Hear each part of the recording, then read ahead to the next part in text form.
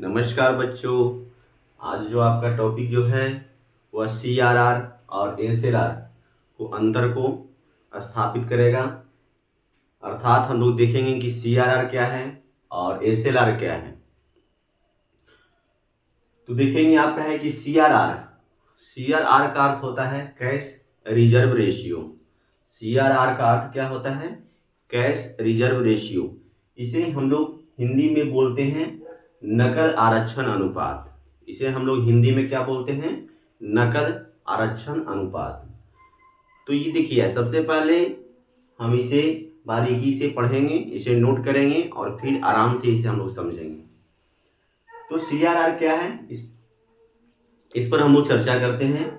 कहता है कि यह भारत में सभी बैंकों के जमा का वह अनुपात है जो उन्हें RBI के पास नकद रूप में रखना होता है। मतलब ये चीज हुआ कि भारत में जो भी सार्वजनिक बैंकें हैं वह अपने एक अनुपात अपने एक नकद का जो अनुपात होता है वह RBI को जमा करना होता है। नकद के अनुपात का RBI के पास में आपका है कि वह जमा करना पड़ता है।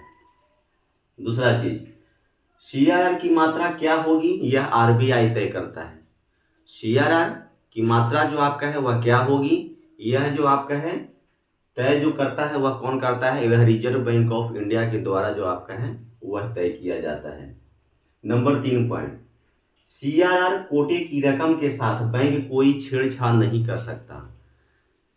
कहने का अर्थ ये चीज है कि किसी भी बैंक के लिए जो CRR जो आपका होती है उसके साथ जो आपका है कि कोई भी बैंक जो आपका है वह छेड़छाड़ नहीं कर सकता। इसका मतलब ये चीज है कि अगर किसी बैंक के पास में जो बचा हुआ राशि जो आपका है वह CRR के रूप में है तो वह CRR को जो आपका है वह खर्च जो आपका है वह नहीं कर सकता है। जैसे कि हम लोग ऋण का लेन देन जो है बैंकों से करते हैं तो देखा जाता है कि लोन के रूप में करते हैं या अन्य औद्योगिक क्षेत्रों के विकास के लिए करते हैं।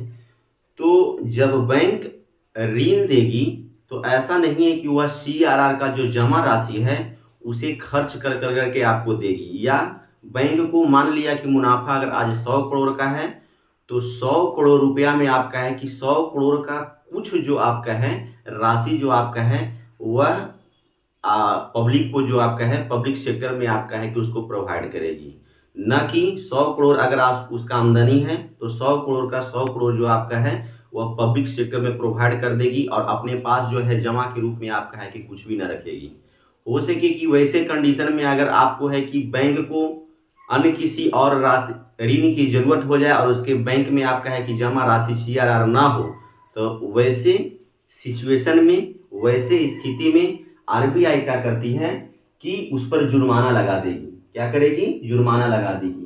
यहाँ पर आपका है लिख दिया गया है कि बैंकों द्वारा CRR को मेंटेन नहीं करने पर RBI जुर्माना लगाती है। अर्थात ये चीज है आप लोग को समझना है कि CRR जो आपका है आपको बचा के रखना है और CRR के यानी कैश रिजर्व रेशियो के अलावा जो आपका है धन, उस धन को आप किसी पब्लिक सेक्टर में लोन के रूप में या किसी भी ऋण के रूप में आपका है उसको प्रोवाइड कर सकते हैं। जो CRR जो आपका है, क्योंकि रिजर्व बैंक ऑफ इंडिया बैंकों को कहती है कि आप CRR जो आपका है यानी कैश रिजर्व रेशियो को आप अपने पास सुरक्षित रखें और उसके अलावा जो आपका है वह अपने काम को आगे बढ़ाते रहें। यह सभी बैंकों के लिए लागू होती है। भारत में जितने भी जो बैंक होते हैं सभी बैंकों के लिए यह नियम जो आपका है वह लागू होती है। चलिए, ये था CRR यानी नकद आरक्षण अनुपात, कैश रिजर्व रेशियो। इधर हम लोग देखते हैं SLR का फुल फॉर्म होता है स्टैच्यू लिक्विडिटी रेशियो। हिंदी में इसे सांविधिक तरलता अनुपात कहते हैं। सांविधिक तरलता अनुपात स्टैच्यूअरी लिक्विडिटी रेशियो होता क्या है, इस पर हम लोग चर्चा करते हैं। तो देखा जाए कि यह पहले हम लोग इसे बारीकी से पढ़ेंगे, आप लोग भी इसे कहीं ना कहीं नोट कर लेंगे। यह भारत में कार्यरत सभी बैंकों को सकल जमा का वह अनुपात होता है जिसे बैंकों को स्वयं के पास रखना होता है।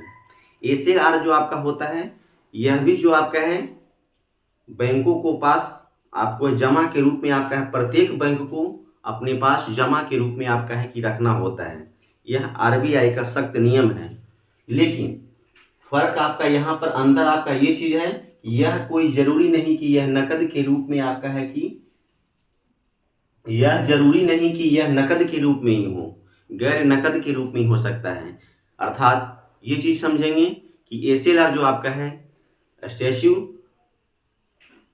स्टैच्यूअरी लिक्विडिटी रेशियो जो आपका है वो आपका नकद के रूप में ही हो, ऐसा नहीं होता है। हीरे जवाहरात के रूप में भी आपका हो सकते हैं। तो इसे भी आप लोग ध्यान से समझेंगे और दिमाग में रखेंगे।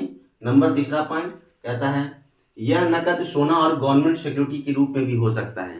पीछे भी मैंने आपको अभी समझा रहा था कि जो स्टैच्यूअरी लिक्विडिटी रेशियो होते हैं वो आपका है कि नकद के रूप में नहीं, ये आपका सोना के रूप में भी हो सकता है, हीरे जवाहरात के रूप में भी हो सकता है, आपका गवर्नमेंट सिक्योरिटी या बॉन्ड के रूप में भी आपका हो सकता है, किसी भी रूप में आपका हो सकता है। ये कोई जरूरी नहीं है कि यह कैश के रूप में ही आपका होगा एसएलआर। फिर आपका है नेक्स्ट पॉइंट, इस प्रकार बैंकों को इस पर लाभ होता है। अब देखा जाता है कि जो सीआरआर होते हैं तो सीआरआर पर बैंक को कोई मुनाफा नहीं होता है। सीआरआर में बैंकों को कोई उस पर मुनाफा नहीं होता है। लेकिन एसएलआर में क्या होता है, एसएलआर में होता है कि बैंकों को इस पर मुनाफा होती है। और फिर जो सीआरआर का जो आपका है नियमावली था वह नियमावली यहाँ भी लागू होगा। अर्थात ये चीज कि जो एसएलआर को मेंटेन नहीं करेगा उस पर आरबीआई क्या करेगी, यह जुर्माना लगाती है। जो एसएलआर को मेंटेन नहीं करेगा आरबीआई क्या करेगी, इस पर जुर्माना लगाएगी।